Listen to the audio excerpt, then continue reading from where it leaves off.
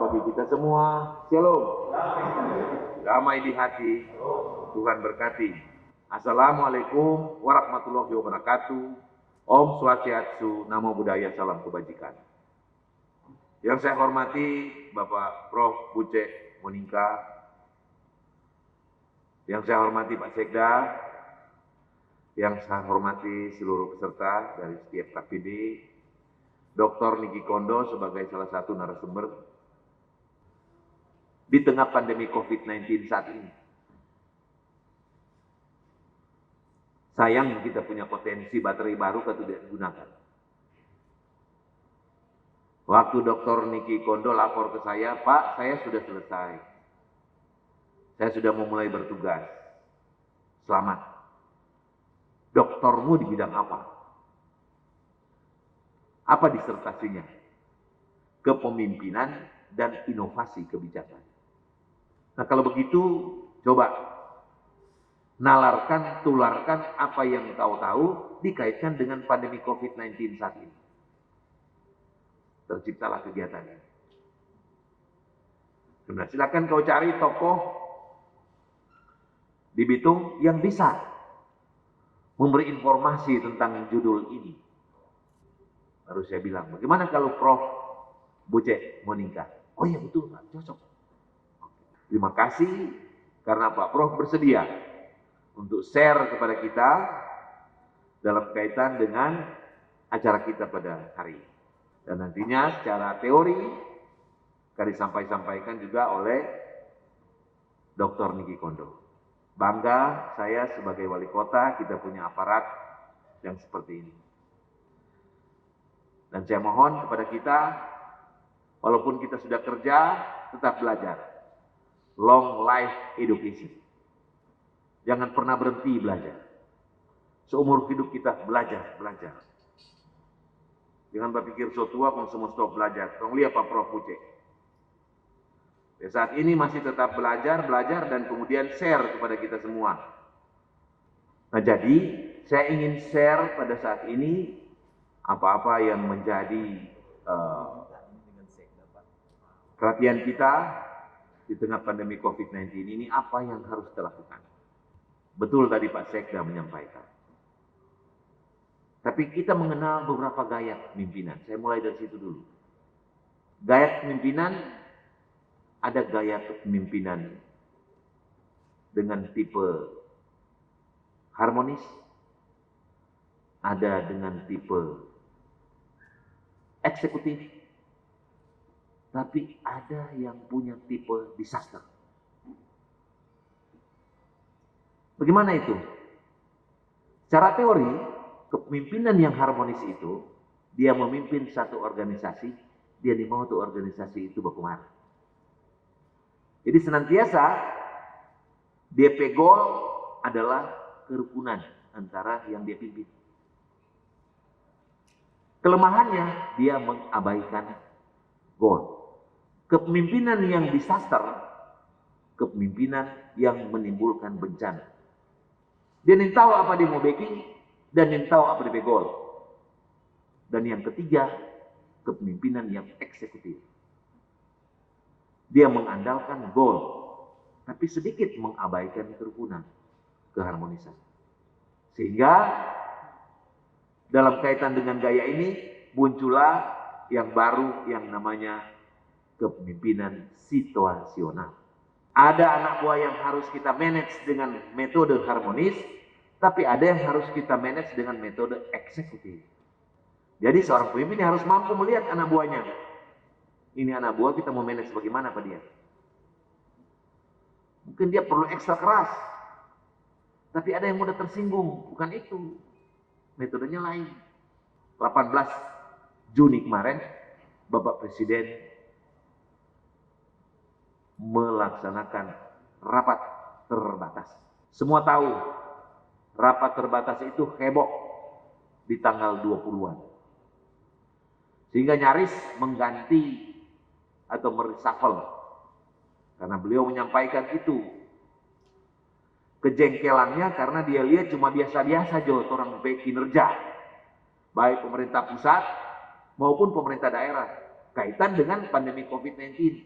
Padahal yang diharapkan adalah kita harus menciptakan inovasi-inovasi baru, kreativitas baru di tengah COVID-19. Bukan menyerah. Tanya pemerintah Kota Bitung bagaimana? Cukup inovatif, cukup kreatif. Kenapa? Tapi itu di masa bukan pandemi. Di masa yang lewat.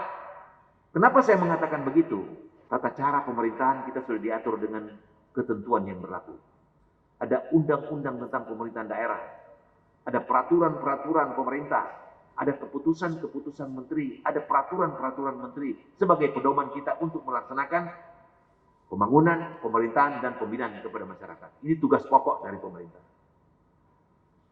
Kita inovatif dan kreatif untuk itu. Indikasinya apa? Banyak prestasi kita. Seperti yang kita lihat ini. Nggak sama di tempat yang lain. Oh lihat. Padahal kan kita sudah punya standar yang sama. Semua daerah melakukan standar itu. Tapi kenapa kita bisa berprestasi, mereka enggak? Karena kita inovatif dan kita kreatif. Itu yang membedakan. Saya angkat jempol semua jajaran. Tapi itu di masa normal. Tidak pandemi.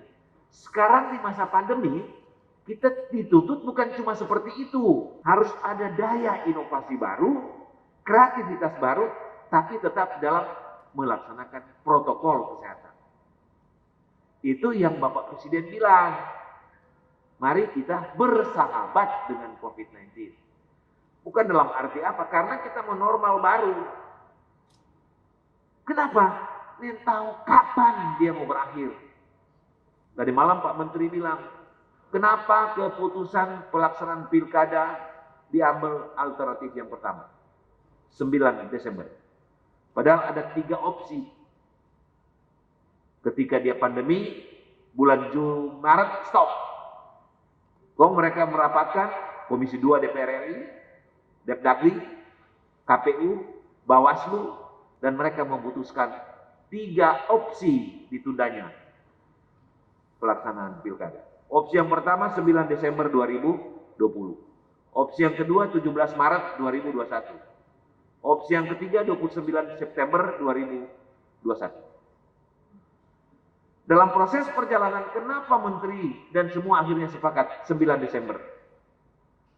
Itu karena ini tahu mau habis kapan. Tadi malam disampaikan oleh Pak Menteri, contoh negara lain di tengah pandemi baking pemilihan presiden, bikin election. Dia contohkan beberapa negara. Ada negara Asia Timur, ada negara Eropa, Amerika Latin, jadi contoh. Nanti sebentar Pak Prof mau bicara soal itu, karena Prof salah satu ahlinya di bidang itu. Kalau kita tunda lagi, kapan? Nah, jadi ini yang Presiden bilang, bersahabat dengan itu. Artinya kita tetap melakukan kegiatan dengan protokol kesehatan, tapi kerja harus dilakukan. Lebih inovatif dan lebih kreatif di tengah pandemi COVID-19. Dia contohkan singkat saja. Kalau orang mau tunda, kapan selesai? Belum tahu kapan dia habis. Ketika umpamanya ditemukan virusnya, ditemukan vaksinnya, sebutannya vaksin ya Prof. Vaksin untuk membunuh virus ini. Cina katanya sudah mulai menemukan. Tapi ketika dia temukan, dia rekomendasikan bahwa semua manusia di bumi ini harus divaksin. Ada berapa jumlahnya? 8 miliar orang. Dan dia bilang bukan cuma 1 kali, 2 kali, supaya betul-betul habis ini virus. Berarti harus butuh 16 miliar, istilah ampul kalau nggak salah. 1 ampul 1 orang, tapi 2 kali 16 miliar. Pabrik di mana di dunia ini yang bisa bikin 16 miliar ampul dalam 1 masa untuk dilakukan? Nggak ada. Perkecil lagi, Indonesia 260 juta jiwa. Kalau 2 kali berarti 520 juta ampul. Pabrik di mana di Indonesia yang bisa bikin begitu? Nggak ada. dalam satu masa untuk kemudian. Nah sekarang akhirnya pabrik boleh baking. Persoalan kedua, mendistribusikan itu. Oke, dapat didistribusikan. Persoalan ketiga, para medis yang akan melakukan. Akhirnya pertimbangan-pertimbangan ini, pemerintah mengambil kesimpulan. Belum tahu kapan, kalau tahu ditemukan juga masih dengan persoalan tadi, pabrik mana mau baking itu nak mau jadi, karena banyak sekali. Lalu kemudian persoalan distribusi, baru kemudian persoalan para medis yang akan melakukan. Akhirnya, oke, apapun yang terjadi 9 Desember. Tapi protokol kesehatan. Dalam kaitan dengan ini, kita mau melaksanakan tugas-tugas kita. Harus berjalan, tidak boleh tidak berjalan. Protokol kesehatan kita lakukan. Buatlah inovasi-inovasi, kreativitas-kreativitas baru untuk mencapai tujuan. Jangan cuma biasa-biasa saja. Presiden bilang begini, beberapa menteri kita evaluasi. Nah, kebetulan saja yang ditegur waktu itu Menteri Kesehatan karena tolok ukurnya realisasi dana kesehatan untuk para medis lambat. Karena saya juga Menteri Sosial ya. Nah, sembako kita sudah tersedia dananya, kenapa nggak dieksekusi secepatnya? Dan kementerian yang lain kayaknya tidur. Sampai bukan cuma sampai begitu, malah ada lembaga yang mau dibubarkan. Begitu jengkelnya Bapak Presiden. Saya menyadari,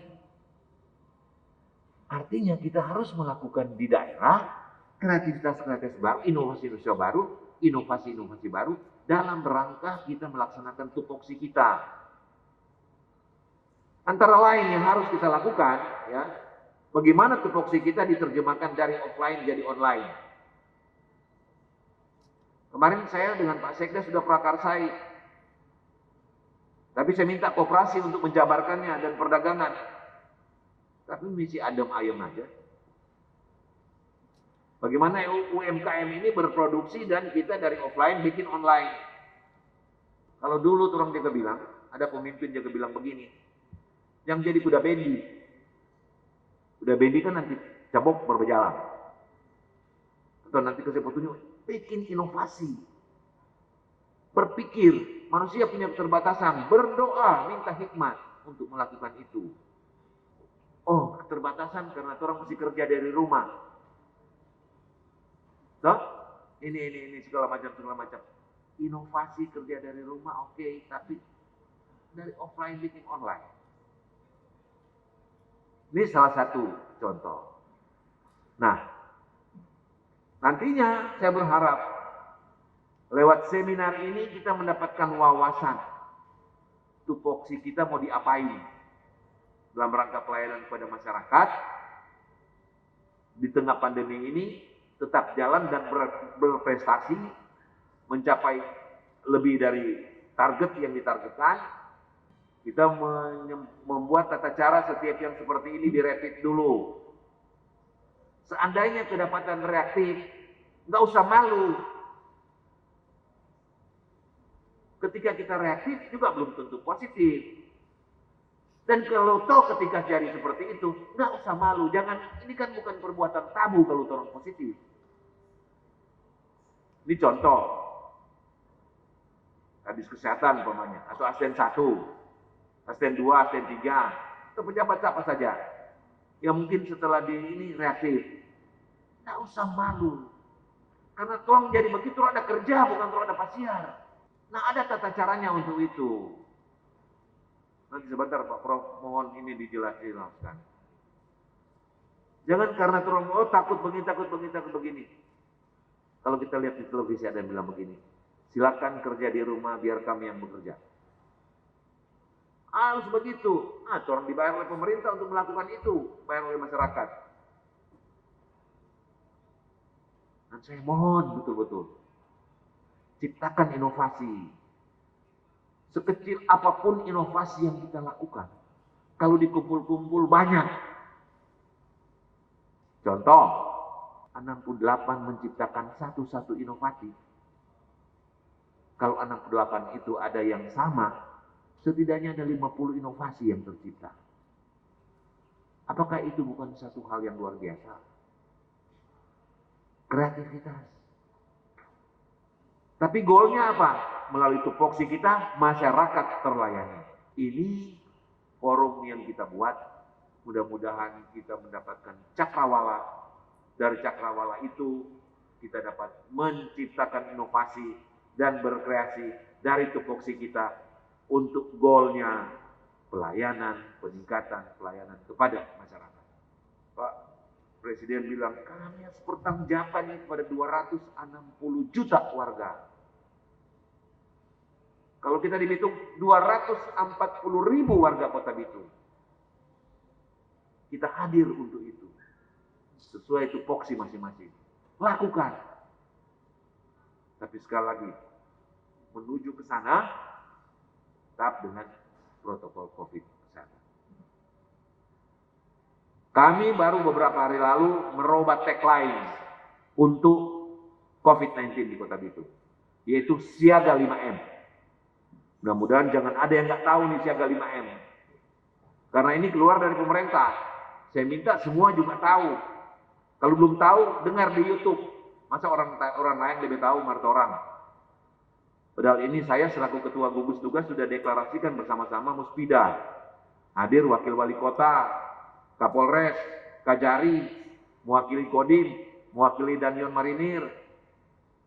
Mendeklarasikan siaga 5M. Apa itu? Sebentar temu tes. Mudah-mudahan tahu. Siaga 5M itu. M yang pertama adalah menggunakan masker. Jadi yang datang di sini yang tidak pakai masker, suruh pakai masker. Ini boleh masuk kemarin dalam gedung ini kalau tidak pakai masker.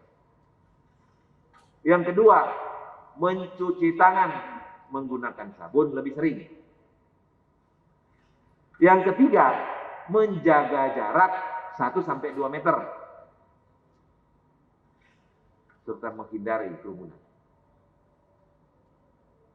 Yang keempat, menjaga imun tubuh melalui apa? Makan makanan yang sehat, senantiasa berolahraga supaya imun kita kuat. Yang kelima, yang paling utama, memanjatkan doa kepada Tuhan Yang Maha Kuasa.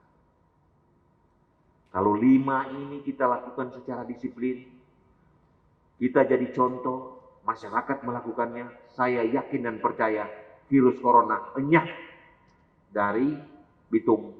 Dan kalau ini dilakukan oleh seluruh masyarakat Indonesia, dia akan enyah dari Indonesia. Demikian dari saya, mudah-mudahan apa yang saya sampaikan dapat dipahami. Tadi saya nggak usah bicara lagi soal manajer tukang bakso, Pak Sek sudah singgung. Jadi manajer harus betul-betul bagaimana bisa membagi tugas satu dengan yang lain.